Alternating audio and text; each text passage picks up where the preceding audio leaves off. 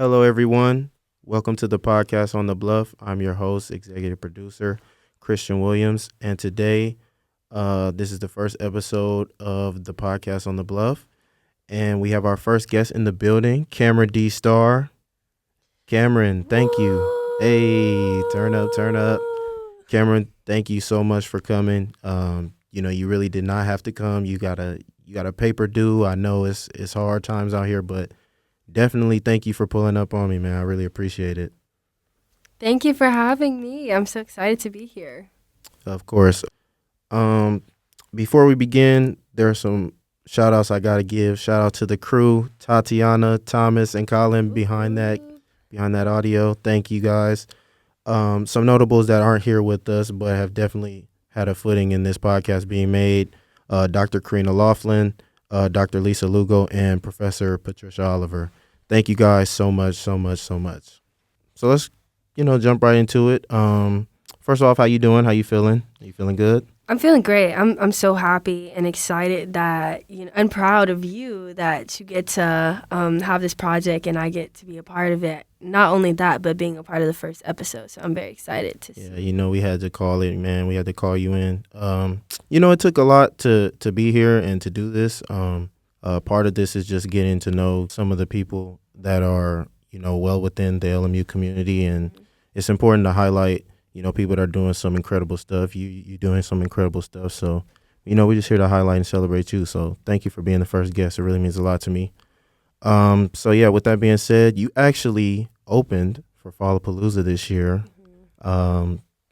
Snaps for that, for real. So talk to me a little bit about that. Like, what was the feeling like? You look good out there. You had your all pink on. Thank you. Yes. Your Cameryn on, huh? The Cameryn inspired fit. We do have the same name. It's like I feel like it's such a funny thing to say because my dad's into fashion, so that's kind of where the fit inspiration come from. It came from him kind of being like, okay, I know you love pink. Pink is one of my favorite colors. My favorite color is rose gold, but it's a fragment of pink. Okay. And I wanted to have that feminine touch to my outfit, but I didn't want to wear a skirt because I knew I was going to be dancing or a dress. But that's when we got the matching set together, and he was like, do you like this Cameryn inspo? And I could have had the fur hat. Yeah. If you would have had the fur hat, oh my goodness. The fur. You would have killed it for sure. Man. You did kill it though. You killed it. Thank you. I'm not going to lie. It's crazy. We was talking off mic about, because I asked you, I was like, did you pick that up from Cameryn? You were like, yeah. And you were like, yeah, like you were the only person that. Nobody knows. Yeah, it's all good though. No one knows. You look good though. You look good up there. So talk to me a little bit about, performing live. Yeah. Was that your first live performance? It wasn't my first. Honestly, I can say that it might have been maybe my 13th show. I try to keep track of all of my shows. I think it's my 13th or 14th show that I've done live, but nothing with a crowd like that. Honestly, that's the biggest crowd I probably performed in front of since this gala that I did in 2019 with this small nonprofit organization. And when I was doing that gala, I got the same feeling performing live. It felt like there's a spotlight. Obviously, there's an imaginary spotlight on you. For sure. And I feel it.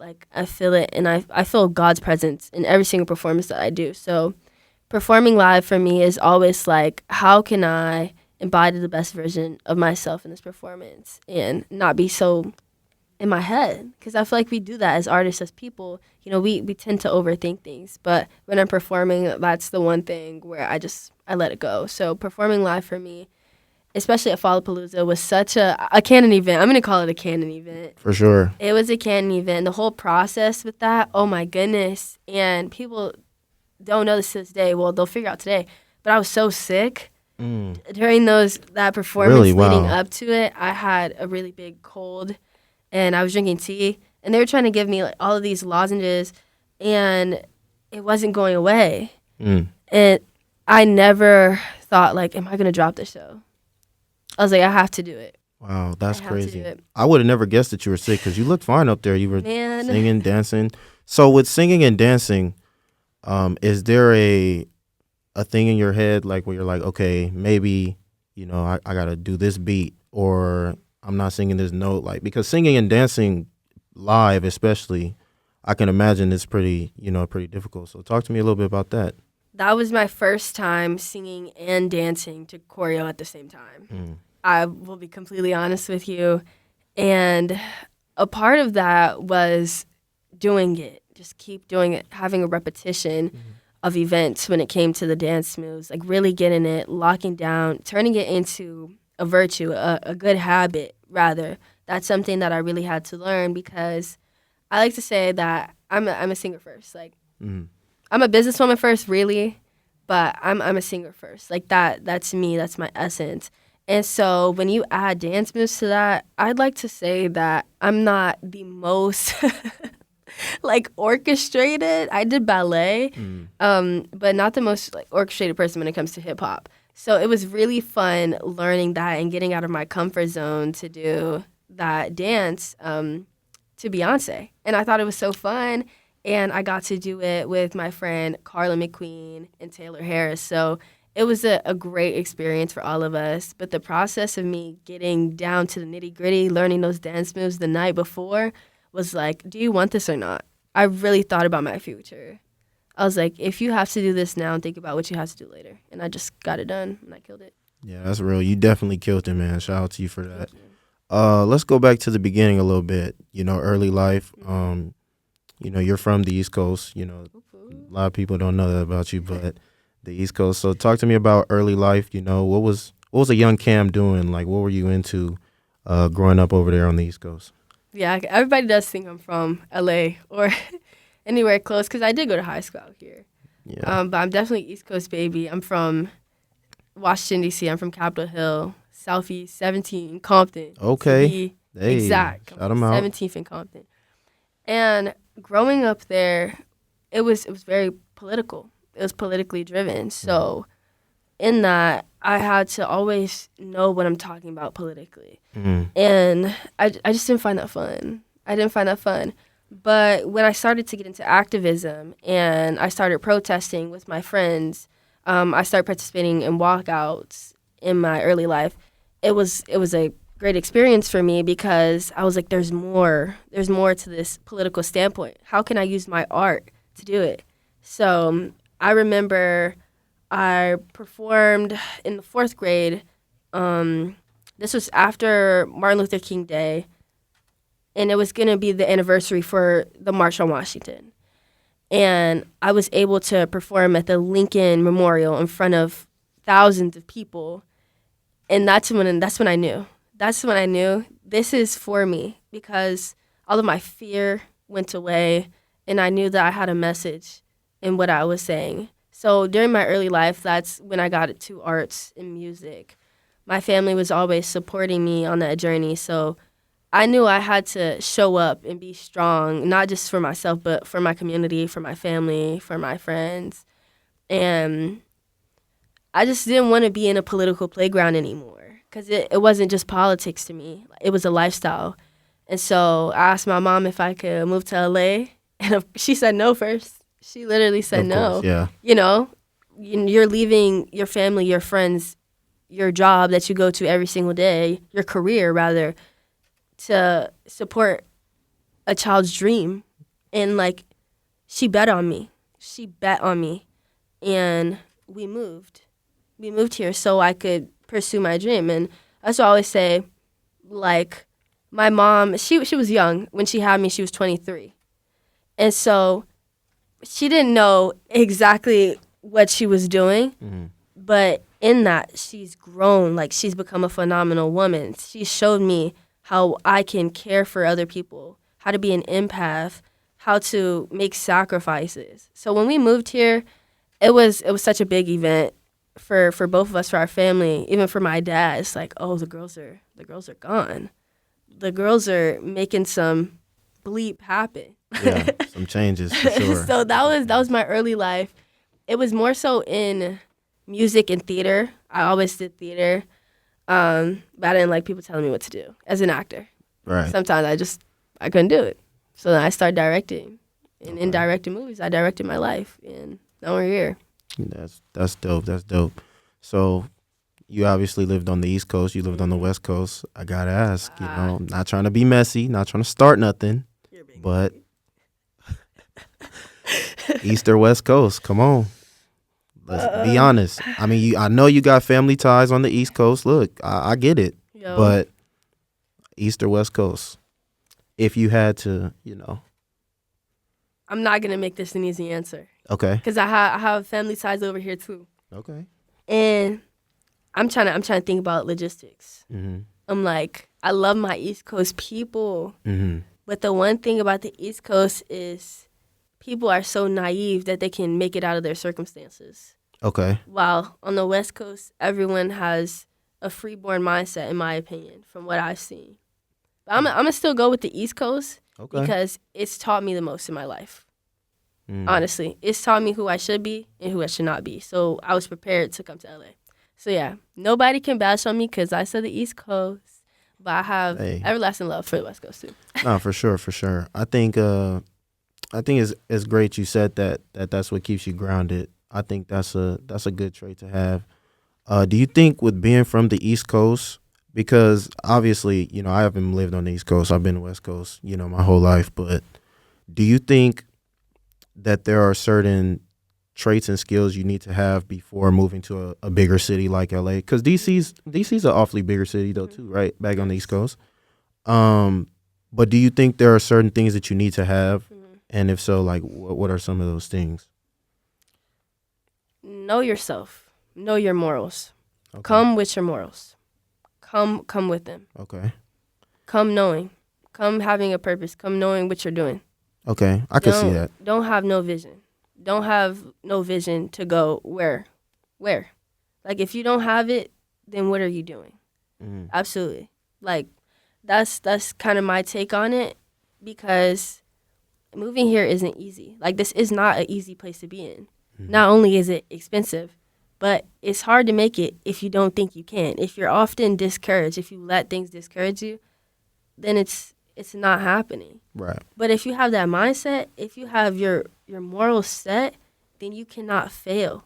You literally cannot fail. You have a foundation within yourself that's going to hold you up wherever you go.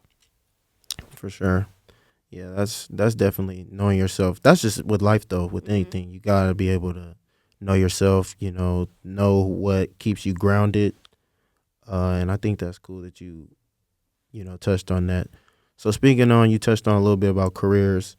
This is a topic that I think, a lot of college kids need to hear, the idea of a career versus your passion, right? The idea that, do you think, getting things like degrees and titles are more important, like a safe job kind of, more than going with something that aligns with your passion. So you being someone who's like, super passionate with the arts, has anyone growing up ever kind of told you like maybe you should think about doing something, a little more safer?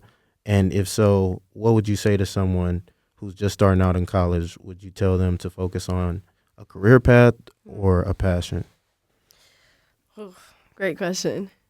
That's why we here at the podcast on the Bluff. Right? And I think a lot of college students or just anyone really needs this answer. Like, can you align your passion with your career? Like, how can you still be happy doing what you want to do? So growing up, my parents are in the government. My mom works for the federal government. She does a lot of boss queen things, as I would say. She audits and she does a lot of accounting stuff. I had no interest in that. I had no interest in math. I can do it, but is that going to make me smile every day? No. And I wasn't willing to make that sacrifice. And I'm still not willing to make that sacrifice because, in my opinion, that's wasting the time that I could be spending on perfecting my craft, like perfecting my passion. And that's when I say, like, I betted on myself to make it this far so I wouldn't have to sacrifice my happiness for that. And I think a lot of college students should know that that's also okay, that it's going to take steps for you to get to making your passion your career. Like, I'm in the middle of doing it right now, And if you have to sacrifice some things, then that's a part of your story. That is a part of your story. And you're not going to like it. Some days are going to be easier than others, but sometimes it's necessary. And that's how I feel about film and music. This semester, I really sacrificed film so I could focus on my music. And I thought I was going to be 50-50. And it wasn't 50-50. It's not going to be 50-50. And I had to realize I had to pick one. And then when I got it, I move on to the other. So I think that's how people should try to work on perfecting and aligning their career with their passions. Yeah, no, for sure. It's good that you mentioned aligning your passion with your career, because I think a lot of times in college, especially because college isn't for everyone, there are certain skills that you will need to get through college and to get to eventually, a career. And I think it is important to do things that make you happy, like you touched on. Because a lot of times there are people, you ask them, hey, what do you do? And they're not really lit up, they're not really smiling, Absolutely. telling you about what they're doing. So I think that is definitely something to highlight. I think also too, it's so different because with college, because everybody's coming from different backgrounds, it can be kind of hard, to really get into certain careers, such as like film. You touched on film. We're in LA. LA is a huge, the biggest probably film industry other than New York.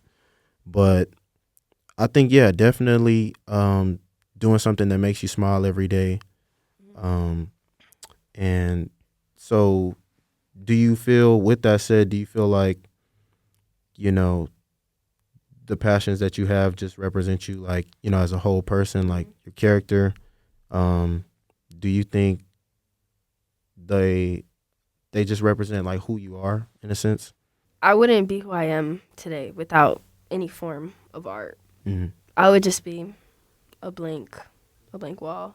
Right. And one thing I have realized about moving here to LA is there actually is a space for everyone. There actually is a space for everyone. And the people who truly believe that there is, they stop the competition with other people and they start with themselves. Because there's space. That's pretty deep. There is space. Yeah. And you have to make space for yourself because no one's coming to save you. You have to save you. That's real. That's super real.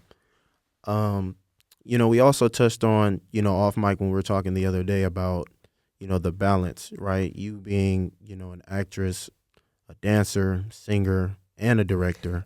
So you doing it all. You doing it all now. You just picked up dancing. You was dancing on them stage. Not gonna lie. For sure. But we kind of talked about the balance, on your brain to be able to juggle doing different forms of art. First of all, do you sleep at all? Because I know your brain has to be turning, at 100 miles an hour, with acting, directing, and, obviously directing, you act. I'm putting you in as a dancer for sure. Do you find yourself kind of getting torn between the different forms of art? And if so, how do you balance, going through each one? Because they're all different. I try to find a balance. I do try. And I try to say I do like 10 different forms of art, and I give 10%. So I'm giving 100. Okay. I'm giving 100 of me to just like any art form. And that's kind of what saves my mindset when it comes to it, because it's really hard. I'm telling you right now, I'm so torn between film and music right now. Because I have so many great opportunities in both places. But being able to choose one seems so impossible to me. But that's when you got to make that sacrifice. You got to make that sacrifice. And I wish I didn't have to. But again, that's going to be a canon event, and it's necessary. The power of choice, first of all, free will. Thank you, God. Right. Like, that we even have that choice to choose. Like, it's such a blessing to be able to choose between the two. So really, I just think on it. I don't really get sleep a lot. Mm. I honestly, I feel like you don't either. I don't. I feel like you I don't don't. either. But it's it's funny because you don't even think that you're not sleeping. Like Yo. it's like you're just going through the days. Like like you wake Mm. up. Like this week, I woke up. We was literally trying to Tatiana Thomas, Colin. Shout out the crew. You know Shout what I'm out, saying? shout Shout out, out. shout out. We're literally going through steps on how we can even get here today, and we look up and we're here today. So it's just like for me too with doing newly my new talent with podcasting, and then trying to balance it with acting, with working with kids and stuff like that. Yeah. um my brain is definitely too shutting off, and I'm trying to find different ways in real time now Mhm. to get more sleep. But it's like if you're in the arts, you would know, like anybody that does any form of art, like the creativity never runs out, right? um so with that being said, what keeps you motivated? In the film industry, there's going to be a lot of setbacks. There's going to be a lot of rejections in the film industry, in the music industry, in the entertainment industry as a whole. How do you personally go through and stay motivated, knowing that everything is not going to be handed to you, especially with you being an African American woman? You find an uphill battle, as you probably know. But what keeps you motivated when you're facing these setbacks? I definitely have to say the generation after me keeps me motivated Mm-hmm. because I know that I have to build a foundation for myself, my family right now, and for them, for the generation after me. They need a platform to walk on. We see Gen Alpha right now. These kids are so young, and people are slapping iPads in front of them, social media in front of them. I know you know the story, but do you know about the Sephora kids, like the Mm-mm. little Sephora girls? What happened with And the they like Sephora they girls? know, but these little girls that came in Sephora, and they had to be maybe like, don't get me wrong, it's like 6 to 12 or something like that. They were like preteens, and they went into Sephora and they bought like $600 worth of things, and they had a hissy fit at the counter because like their mommy was like, "Oh, I'm not paying for this," but the mom ended up paying for it, and it's just this whole cycle of like settling and making this the norm for the kids. Sephora, Yeah. materialistic things, makeup on little children. I'm like, I'm not going to be a part of that process. I can't be a part of it. I need to set another foundation for generations that come after because there's more important things in this world than the materialistic things. That's kind of what we live in, like this environment right now. And shout out to them kids though. I hope they have fun planning that makeup. I hope they have fun, and they'll probably think about it 10 years later. But that's what keeps me going. My family, their support. They have never not believed in me, ever, ever. When I said I want to be an artist, some people are like, "Oh, like art? You want to make music? You know how hard it is to make music." And I think about Michael Jackson with no social media. How big that he got with no social media, and crazy. nobody's hitting that level with social media. But they still bet on me. So it's like, okay, well, I'm not gonna let you down. Right. I had to keep going, and for me, and for what I think God's will is for me. Yeah, that's real. You mentioned family support. That's something I'm big on too. Especially coming from a bigger family. Being the oldest sibling, I try to motivate them by just being an example, like just letting them know that in real time, like it's okay to just fail. Like failure is not the end all be all. And that's just life. Like you're gonna fail. There are gonna be days where you don't feel like going to school.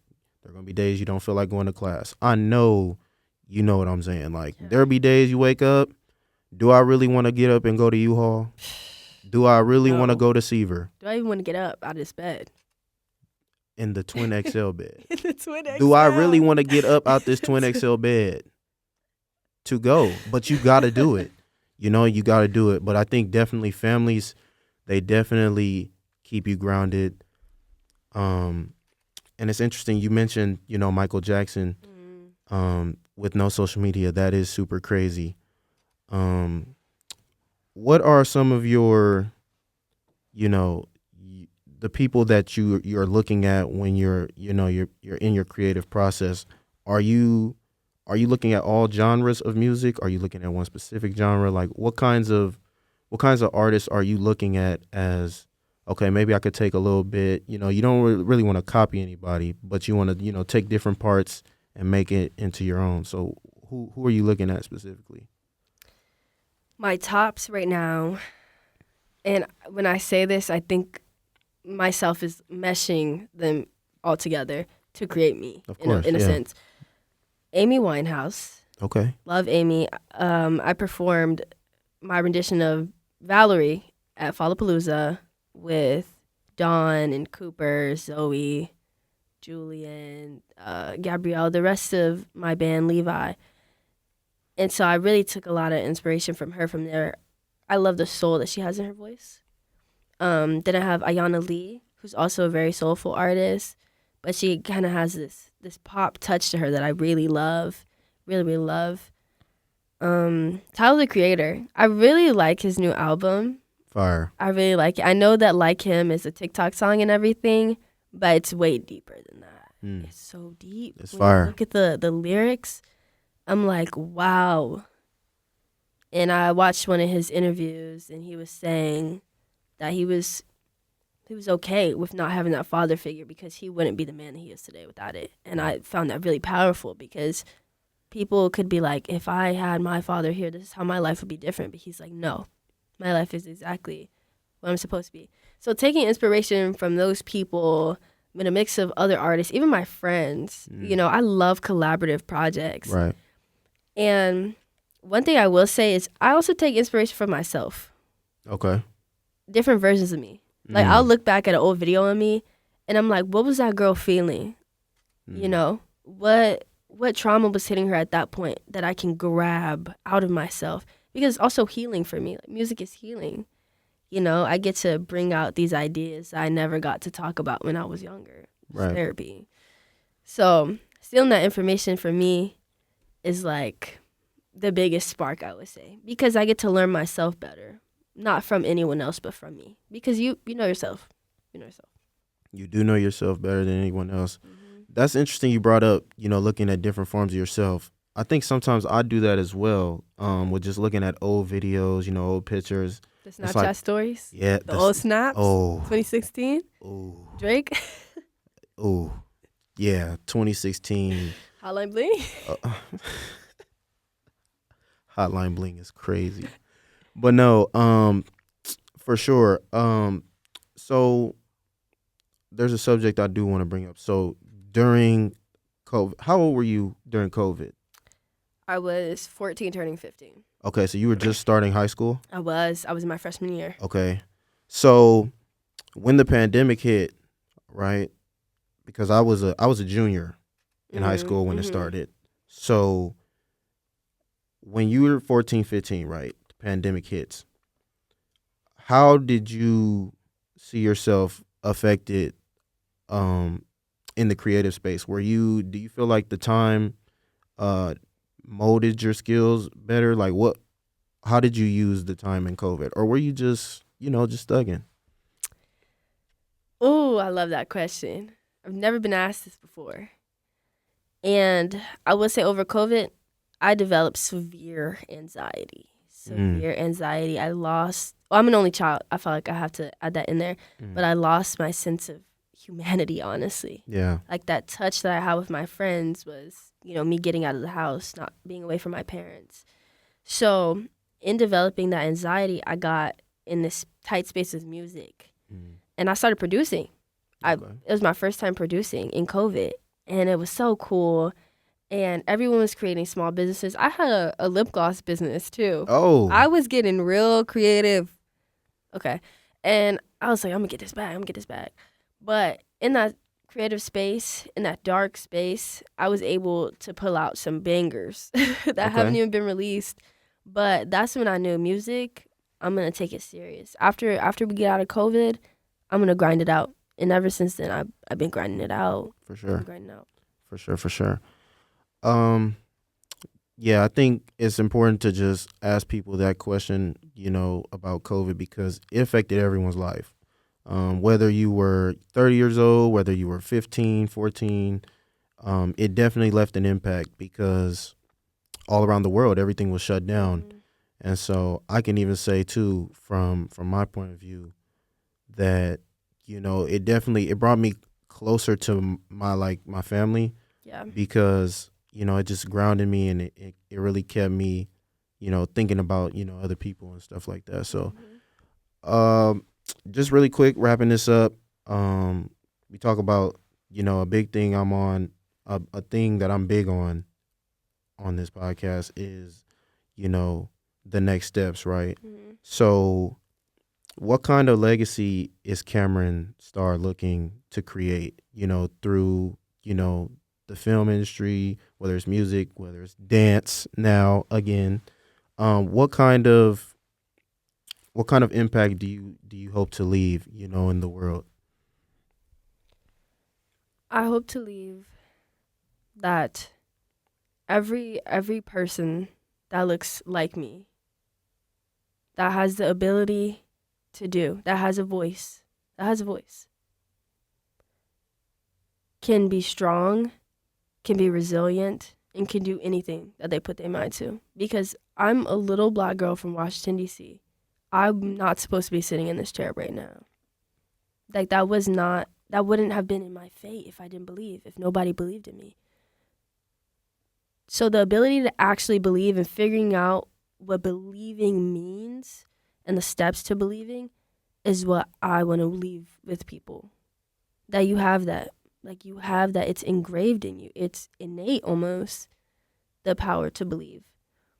So as long as people know that, in general, as long as people know that, you can be anything. There is a place for you in this world, and I feel like more people should know that. You don't have to fight for your spot. What's meant for you is going to be for you. Earn it. Achieve it. Believe it. That's my take. That was beautifully said. Beautifully said. All right, wrapping up. Cameryn, thank you again for coming. You really didn't have to come. I know you got a paper at 10. No, I wanted Um, to be here. Thank you so much. yeah, definitely. We definitely we're gonna have you back. Of course. Um, having some technical difficulties, but we'll definitely have you back for a video, episode. For those of you who are tuning in, again, my name is Christian Williams. This is the podcast on the Bluff. Make sure you follow us on all our social media platforms. That's Instagram, TikTok, YouTube, Spotify, and Apple Music for the podcast, for the audio version of this podcast. Um, and yeah, thank you for tuning in. And this is the podcast on the Bluff, and we're signing off.